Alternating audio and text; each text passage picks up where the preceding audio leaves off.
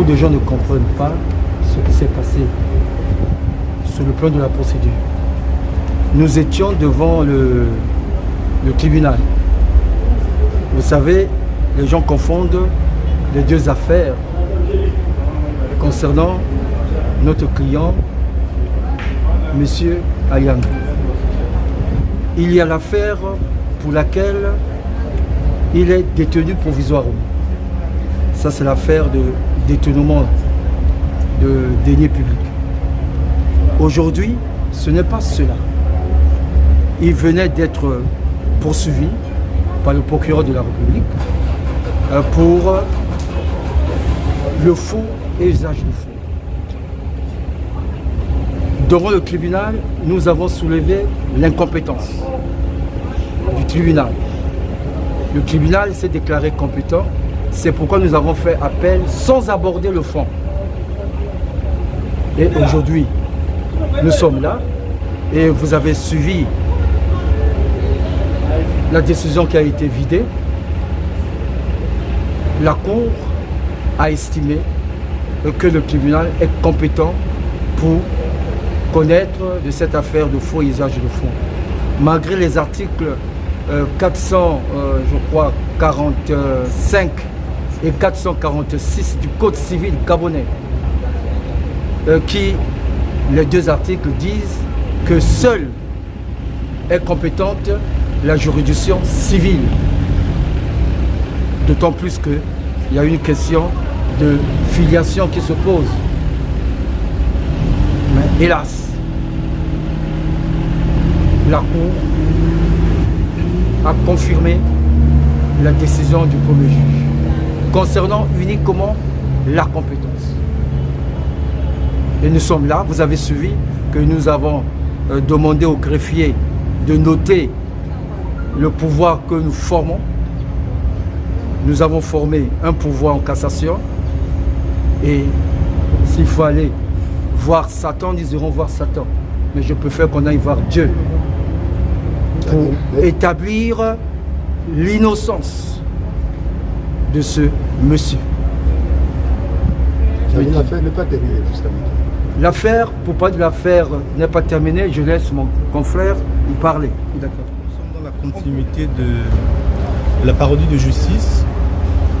Vous avez vu, il est choquant d'entendre une cour, un président de cour d'appel, donc un juge qui est censé être au siège, vous dire en pleine audience qu'en gros, je n'ai rien à faire du traitement que peut subir votre client.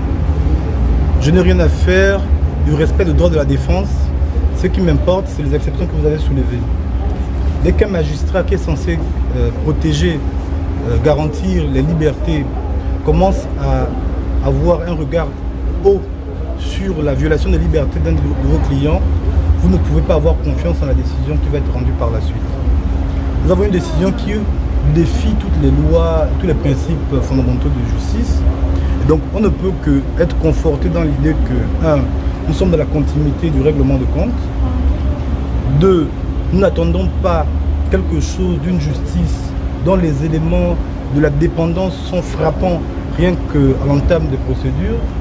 Donc nous allons davantage éprouver ces procédures-là pour démontrer, et personne n'est dupe, les Gabonais comprennent parfaitement qu'il ne s'agit pas d'une justice, mais bien d'un règlement de compte. Lorsque vous avez quelqu'un qui vous dit ça fait 15 jours que vous avez promis que je rencontre mes avocats pour préparer l'audience et que le président dit je n'en ai rien à faire, entre guillemets, avec quelqu'un qui vous dit ça fait 19 mois que je suis dans un cachot sans voir la lumière et que la seule réponse c'est de dire je suis venu pour examiner les questions qui m'ont été posées, ça veut dire en réalité que les gens sont en mission commandée et quand les gens sont en mission commandée, il ne faut pas s'attendre aux décisions qui sont rendues. Il ne faut pas être surpris par la gravité et l'énormité des décisions qui sont rendues. Donc le seul goût que je garde de cette journée d'audience, c'est le goût amer d'une justice aux ordres. Maître, que s'est-il agi réellement? On sait que Brice Chalanga, votre client, a été poursuivi pour, j'essaie de caricaturer, faux usage de faux. Qu'est-ce que la justice a dit? Il est condamné, il n'est pas condamné, qu'est-ce qui a été rendu que l'on puisse retenir? Enfin, faut changer les choses. Poursuivi, c'est en droit. Mhm. Il est persécuté, parce que c'est pas la même chose. Il est persécuté pourquoi? Parce qu'il y a une enquête qui a été menée à la diligence du procureur de la République. Et le procureur de la République qui a dirigé l'enquête a eu comme résultat d'enquête qu'il n'existe aucune infraction. À partir de ce moment-là, on a été surpris de savoir qu'on a été présenté devant une juridiction, puisque l'enquête que le procureur lui-même a diligentée vient dire qu'il n'y a pas d'infraction. Qu'est-ce que nous faisons devant une juridiction de jugement?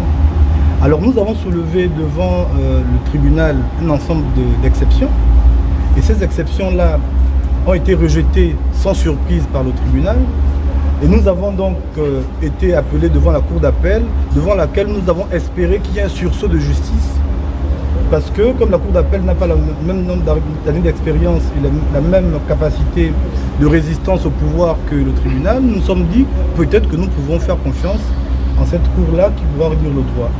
Mais sans rentrer dans les motivations qui ont été celles de la cour, vous aurez pu noter que dès l'entame de l'audience, la cour n'était pas dans des prédispositions, même visuelles, de rendre une décision de justice. On a fait 3 heures d'attente, c'est pour qu'on nous dise tout ce que vous avez dit est identique à ce que nous avons entendu au tribunal. Donc, à quoi peut-on s'attendre dans ces conditions-là? Résultat des courses en français facile, parce que là vous êtes sur le piédestal du maître. En français facile? En français facile, vous avez quelqu'un qui depuis 19 mois est dans le trou total, en violation de tous ses droits. Vous avez quelqu'un qui va continuer à rester dans ce trou-là parce que la cour d'appel, ayant rendu une décision qui contrarie le droit, nous oblige à aller en cassation.